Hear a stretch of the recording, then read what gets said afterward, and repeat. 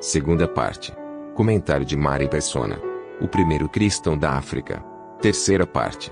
Comentário de Mari Persona. Agora tem uma palavrinha aí. Espera um pouquinho. Ele levou sobre si o pecado de todos, não é não? Lá no Novo Testamento tem um versículo que fala que Cristo morreu por todos. E por que aqui diz que ele levou sobre si o pecado de muitos? Se eu dissesse para vocês que eu ia convidar todos aqui para um jantar hoje, porque eu contratei um buffet e já paguei esse buffet pelo número de pessoas que estão nessa sala, obviamente, apenas aqueles que fossem ao jantar teriam o benefício desse jantar. O preço que eu iria pagar, o que teria pago, seria suficiente para que todos fossem a esse jantar. Porém, alguns teriam um compromisso aqui, um problema ali, ou não teriam vontade de ir, ou não estariam com fome, esses não iriam. Mas a provisão incluía todos. Porém, apenas muitos participariam do jantar. Foi isso que Cristo fez. Quando ele morreu por todos, mas levou sobre si o pecado de apenas muitos. O que quer dizer isso? Ele não levou sobre si o pecado de todos. Ele levou sobre si o pecado daqueles que creem nele como Salvador. Você crê nele como seu Salvador? Adão e Eva foram expulsos de Deus por causa de um pecado. Quantos pecados você tem? É impossível ao homem entrar na presença de Deus se tiver um pecado. A menos que esse pecado, ou esses pecados, porque ninguém tem um pecado só, a menos que esses pecados sejam pagos e sejam tirados da sua conta, sejam eliminados do seu registro, sejam borrados completamente, ali apagados completamente dos registros da sua vida, a menos que isso aconteça, você irá para o lago de fogo. Porque o único meio de salvação, o único meio de entrar na presença de Deus sem ser consumido é por meio do sacrifício de Cristo que tira os nossos pecados. Será que você está entre esses muitos que creem em Jesus para a salvação? Ou você será simplesmente alguém que vai ver a caravana passar, vai ficar ladrando, um monte de desculpas e coisas, e aí é tarde demais. Esse eunuco, ele estava numa carruagem, e ele, voltando lá ao nosso capítulo 8 de Atos, ele agora entende, porque quando ele pergunta a Filipe se o profeta Isaías estava falando de si próprio ou de um outro, Filipe apresenta a ele a Jesus, o Salvador. O tema daquela profecia de Isaías era Jesus, o Salvador. E Filipe, no versículo 35, abrindo a sua boca e começando nesta escritura de Isaías, lhe anunciou a Jesus. Esse, inclusive, é um costume, né, que vocês vão encontrar sempre numa pregação do Evangelho, que aquela pessoa que está pregando o Evangelho, que está anunciando a mensagem de salvação, ele toma por partida um trecho das Escrituras, uma passagem da Palavra de Deus, e começando daquela passagem, leva o seu olhar para Cristo. Não para si mesmo, não para uma religião, não para você, para suas próprias obras, suas próprias esmolas, sua própria caridade, mas para Cristo. E isso faz Filipe, abrindo a sua boca, começando nessa escritura de Isaías, lhe anunciou a Jesus. A única coisa que uma pessoa que prega o Evangelho pode fazer é apresentar você a Jesus. Não pode mais que isso. Quando você é apresentado a uma pessoa com quem você vai fazer negócios, ou com quem você quer se casar, né, alguma coisa assim, o que essa pessoa, o amigo, faz? Olha, vem cá, ô João, essa aqui é a Maria, eu queria apresentar a vocês, agora vocês conversam aí, tchau. Agora essas pessoas vão conversar. Você está sendo apresentado a Jesus nesta noite. O que você vai fazer com ele? Você vai dizer sim para ele? Você vai crer que ele realmente pagou por seus pecados lá na cruz?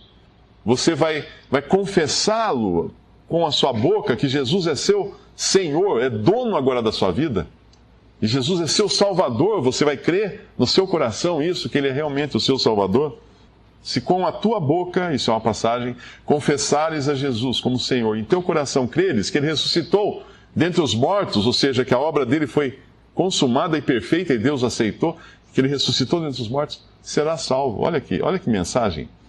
Ah, mas eu preciso fazer, não precisa fazer nada. Mas tem que ir lá, andar o caminho de Santiago, de Compostela. Não, você não tem que andar em lugar nenhum. Não gaste sola de sapato com isso. É muito mais simples, porque foi muito mais complexo. É muito mais fácil, porque foi muito mais difícil. Ele caminhou muito mais longe. Ele teve que dar a sua vida e levar sobre si os pecados. Por isso que hoje ele oferece uma salvação de graça. E indo, Filipe, versículo 36, e indo eles caminhando, chegaram ao pé de alguma água, e disse o eunuco, eis aqui água, quem impede que eu seja batizado? Certamente Filipe deve ter dito a ele a respeito de batismo, né? Que o batismo cristão, batismo feito em nome do Pai, do Filho e do Espírito Santo, é uma figura dessa mudança que acontece com a pessoa, de passar pelo fundo das águas e sair de novo com vida. Morte, vida. Esse homem estava conectado ao judaísmo. Agora ele queria estar conectado a Cristo. Ele tinha o seu nome conectado ao nome de Moisés. Agora ele queria ter o seu nome conectado ao nome de Jesus. E para isso ele queria agora ser batizado. E Filipe, obviamente, o batiza, manda parar o carro, desce os dois à água, tanto Filipe quanto o eunuco, e ele batiza o eunuco. Quando sai da água, o Espírito do Senhor arrebatou a Filipe. Uau! Como foi isso? Não sei. A Bíblia fala de coisas que nós não sabemos. E não adianta a gente querer descobrir. Não sei. Arrebatou, tirou ele dali. E o levou para outro lugar, para Azoto. Quando Filipe se deu conta de si, ele estava num outro lugar, em Azoto. Cadê o eunuco? Foi embora. Como ele foi embora? Querendo descobrir como é que Filipe desapareceu dali da frente dele. Não está nem aí. Ele agora está jubilante, ele conheceu o Salvador, ele conheceu o perdão dos seus pecados, ele tem a vida eterna. Aquilo que a religião não lhe deu, aquilo que a religião judaica não podia lhe dar e não podia garantir jamais, porque era uma série de regras e leis, apenas para provar que ele seria incapaz de cumpri-las, como qualquer um de nós é incapaz de cumprir a lei.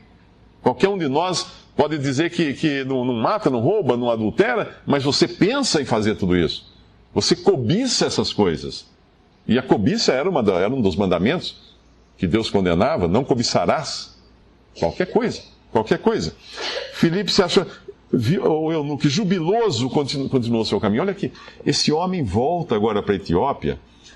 Provavelmente ele deve ter ido lá e pregado o Evangelho, porque uma pessoa que conhece a Jesus, ele não para quieto, ele quer agora contar dessa salvação, ele quer contar desse benefício que recebeu para todas as pessoas. Quando você recebe uma coisa boa, você quer falar. E quando você ama as outras pessoas, você quer que elas também tenham aquele privilégio, você quer contar para elas. E o importante do Evangelho é o seguinte: quem crê tem a vida eterna. O Senhor Jesus fala num versículo em João capítulo 5, versículo 24, se não me engano: todo aquele que ouve a minha palavra e crê naquele que me enviou, tem a vida eterna. Não entrará em juízo, em condenação, mas passou da morte para a vida. Se você prestou atenção nos verbos, quem ouve a palavra, você ouviu essa noite, crê naquele que me enviou, será que você creu em Jesus?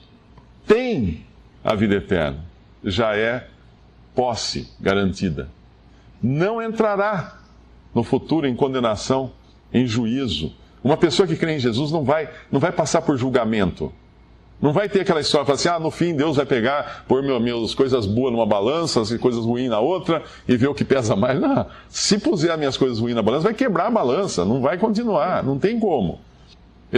O cristão só vai poder entrar na presença de Deus se os seus pecados já tiverem sido resolvidos aqui nesta vida, não é lá, é aqui. Não tem purgatório, sinto dar notícia para você, não existe purgatório.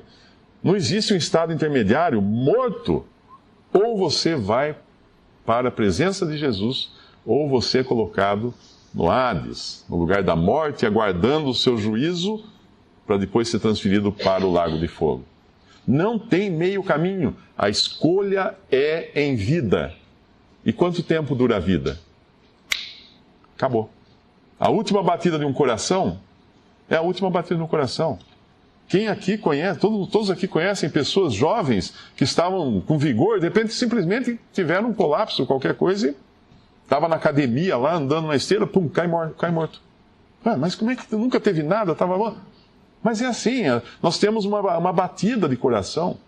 Eu gostei uma vez do que disse aquele astronauta, temente a Deus, né, o Armstrong, Louis Armstrong não é astronauta, Neil Armstrong, outro é cantor. O Neil Armstrong. Perguntaram se ele corria muito, né, fazia muita corrida. E ele falou assim, olha, eu creio que Deus me deu um número de batidas do coração já fixo. Eu não quero gastá-las correndo em volta do quarteirão. Ele tem uma resposta interessante. E nós temos esse número de batidas de coração fixo. O que você vai fazer antes que a última bata? Nós não sabemos quando vai ser. Creia em Jesus. Não espere a caravana passar. Creia, confesse aí onde você está, a Jesus como seu Senhor e seu Salvador.